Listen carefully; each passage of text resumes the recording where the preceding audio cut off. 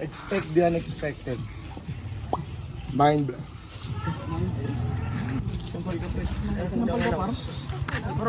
Kalma ka lang. Kalma lang. Ako, si Mind Bless. Ang inyong mind reader. Parang di kayo naniniwala. Parang di kayo naniniwala. Ano bang inasal? Hindi namin kilala. Ikaw, ngayon lang tayo nakita. Ngayon lang ako nakita. Ngayon lang ako. Meron kang kapatid. Anak ito ng mama at papa mo. Tama ako? Tama ako? Hindi nalaman. Tama ako?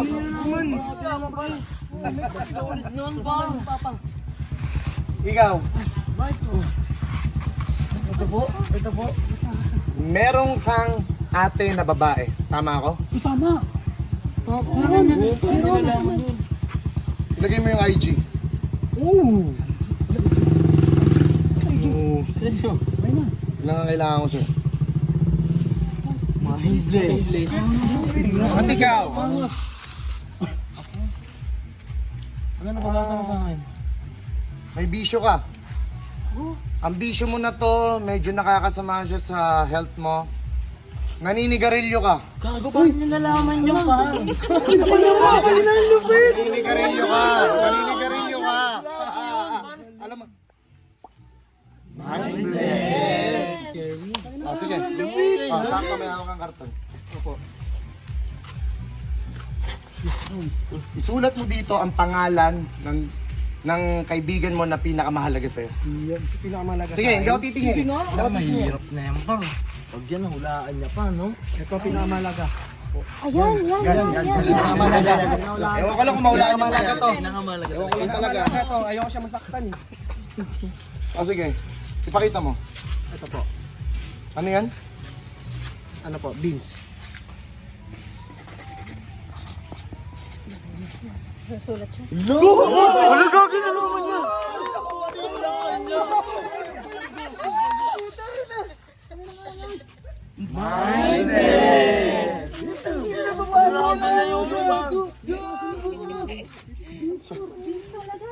Sige ba? Hello, Binso.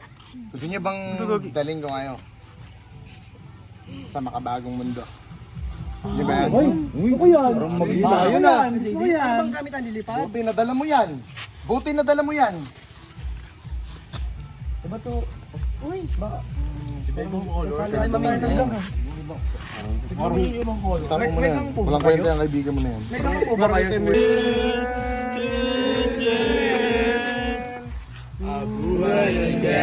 Ano na? Oh, walang mandaraya ha, walang mandaraya, walang mandaraya.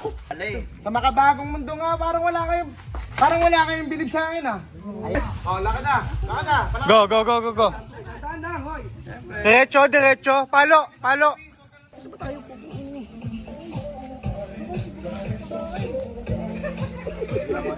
Di ba delikado itong dinala sa atin ni Mindless?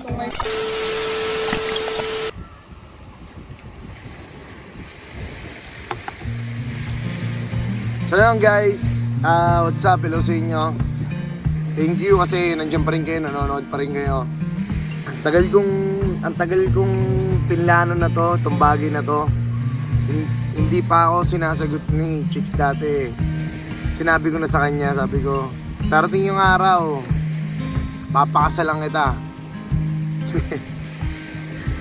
Sobrang laking blessings na dumating ka sa buhay ko, Pao. Sobrang thank you rin kay Nicole na best friend ni Chicks. Yan, siya yung nag-asikaso ng engagement ring at saka wedding ring.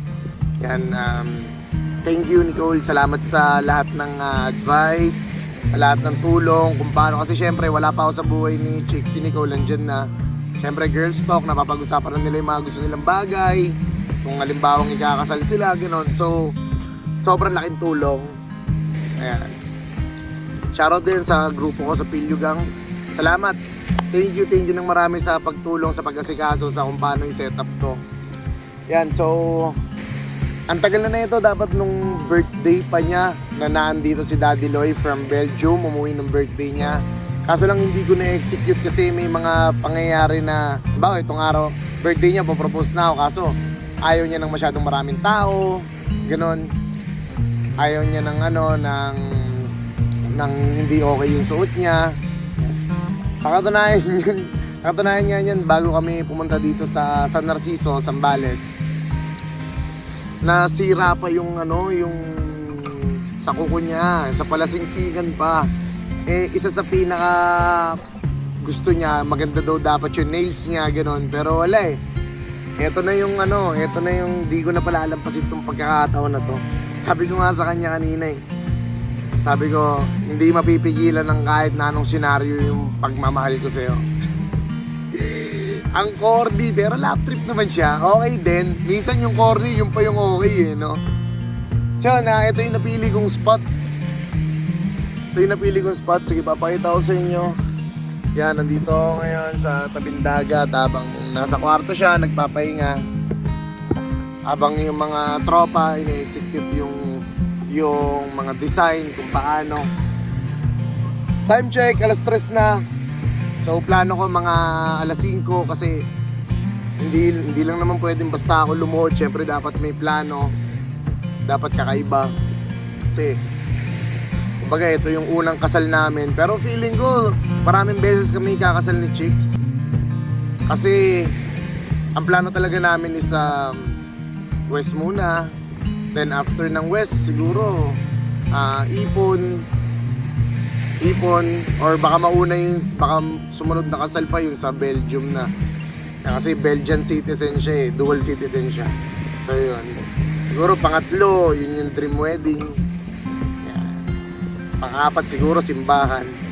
Yun,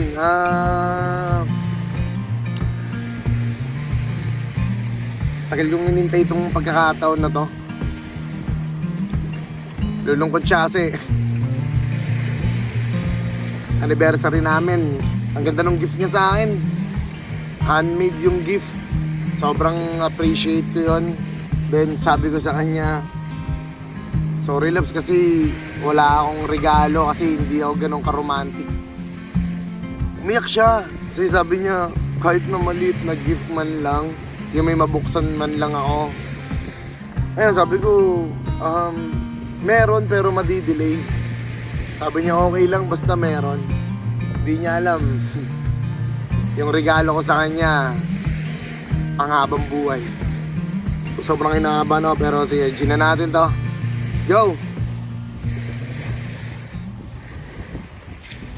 Dahan-dahan lang lakad ha. Dahan-dahan lang lakad.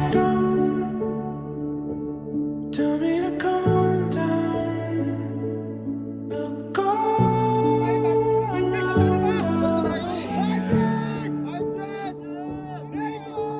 fall. It's easy to see from down here. If I'm not swinging, then the war is